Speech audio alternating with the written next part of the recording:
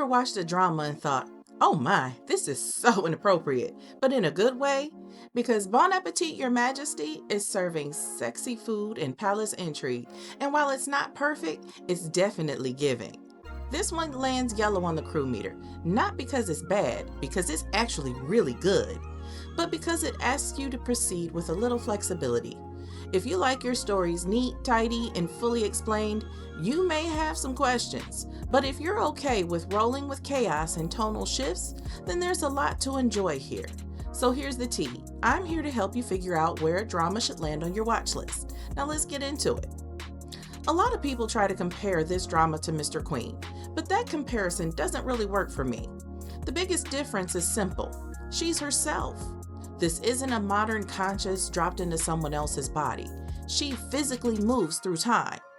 And because of that, a much better comparison, in my opinion, is Rooftop Prince, where the actual people shift timelines and the story focuses on their identities as someone from a different era, rather than a person having to hide who they are and when they're from, which completely changes the flow of the show. Now, let's talk about the casting conversation. There was a lot of noise around this drama before it even aired. Early on, there was a discussion about Park Sun-hoon potentially playing the male lead. Then, after a personal scandal surfaced, the producers made the decision to replace him before production began. That sparked a lot of boycott conversations and skepticism from international fans before viewers even saw a single episode. What really stood out to me, though, wasn't just the casting change. It was the age shift, which noticeably altered the feel and dynamic between the leads. That said, Lee Man leaned all the way in and made me forget this role was originally meant for someone else.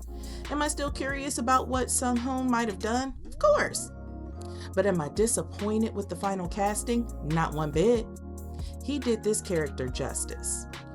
And now that the scandal has blown over, we have a drama from Park Sun-hoon to look forward to, The Practical Guide to Love, coming out at the end of the month. Now, keeping it real, this show is basically food porn, and I mean that affectionately. The food shots are indulgent, dramatic, and over-the-top hilarious at times. As a self-proclaimed foodie myself, I know exactly what a satisfied face looks like when you taste something that is unexpectedly delicious. Those reactions felt so salacious, and the cinematography did exactly what it was supposed to do, make you desire. Now about that ending. Much like Abyss, the ending doesn't explain everything. And you know what? I've made peace with it. Do I wish the writers put more effort into continuity and explanation? Absolutely. Should we demand Star Trek level canon? Maybe, but not today. They were cheeky about it instead of pretending they explained something they didn't. And for me, that made it easier to accept. That said, here's a fair warning. If unresolved endings stress you out, this might have you clearing a desk.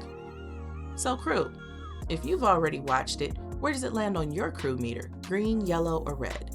And why? Let's get a discussion going below. And if you enjoy the indulgent tone, the looseness, and the just go with it storytelling, then you might also want to check out my review of Genie Make-A-Wish. It gives the same feel. Vibes first, logic second. And as always, if you're feeling this kind of content and you want to see more like it, you know what you got to do.